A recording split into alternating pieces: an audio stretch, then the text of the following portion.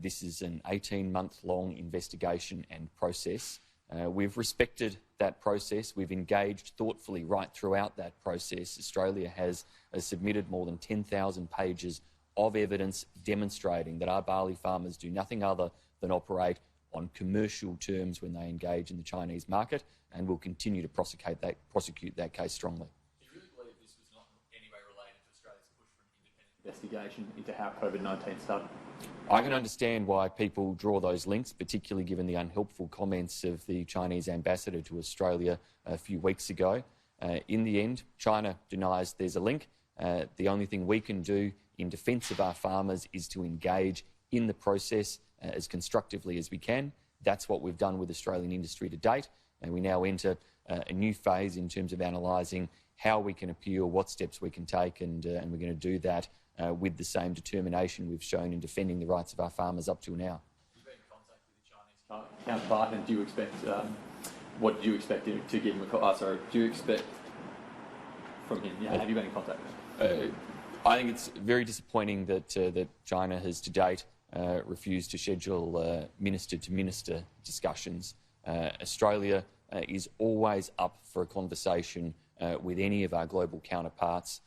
We do so even when issues are difficult, even when we may have disagreements, because the best way to resolve disagreements or to work through difficult issues is to talk about them. And that's why we're up for a discussion, and it's disappointing that others are not. There's the 18-month lead-up, which you made the point about, but there's also the timing and context of this announcement by China. I mean, it'd be fair for Australian farmers to be livid about this. The decision was always due by today, so from the minute it started 18 months ago, the deadline for a decision was today, so there is some coincidence that exists around the timing. As I say, it's others can debate whether or not there's a linkage. As Australia's Trade Minister, my job is to put the best foot forward in defence of our farmers and exporters, and that's what we're going to do in terms of continuing to defend their behaviour, their work, their hard work, and to make sure that we stand up for Aussie farmers and Aussie jobs. There's no mea culpa due Australian farmers on part of the Australian federal government in this mess? We've worked very closely with the farming sector right through this investigation, and of course we do so all of the time.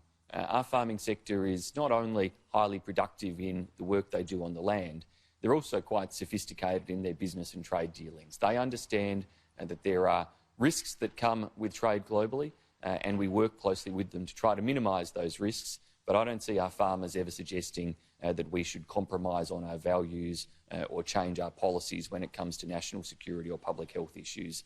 They want to see a strong and secure Australia too. What about the issues that the Chinese present about the subsidies and how they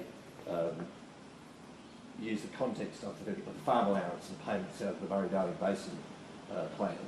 How do they come to those conclusions, and how have you not been able to sort of set them straight on that in 18 months?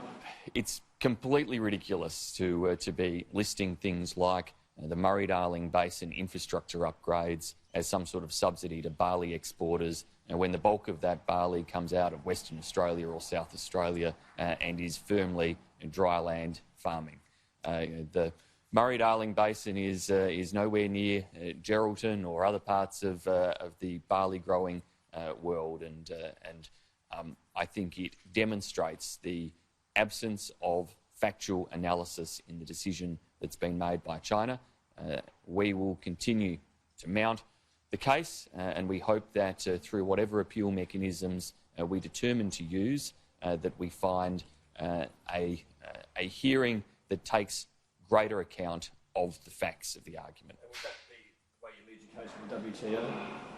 Well, we reserve our rights in relation to the WTO. There may be other paths that we choose to pursue first, and so we're going to, as I say, take the time over the next couple of days to talk to the farming sector and Australian industry, make sure that that what we do aligns with what they want, and that we do put the strongest possible case forward. Could you dispose of this issue in the 5-year time period, before the 5-year time period?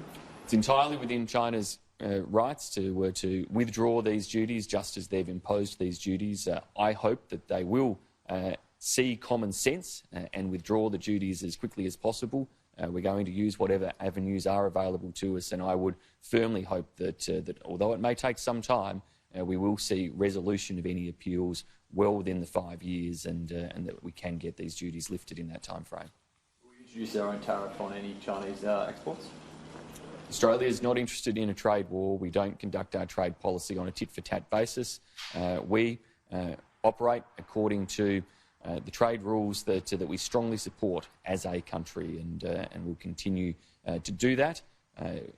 We acknowledge that China has a right to use anti-dumping laws and rules. We use those laws and rules at times as well, but it is a case where China, we think in this case, has made errors of both fact and law in the application of those rules. Just how crippling, just reiterating, just how crippling is this import tax going to be on the market?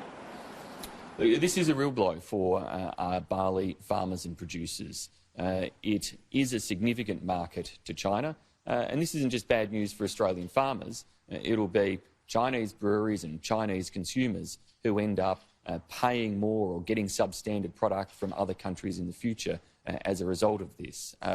But our farmers have shown great ability to adapt over the years. No doubt this threat that has hung over the industry for a period of time will have influenced some planting decisions this year. It also, though, means that we will make extra effort in terms of in the Middle East and in Indonesia and elsewhere to open up new markets for our farmers.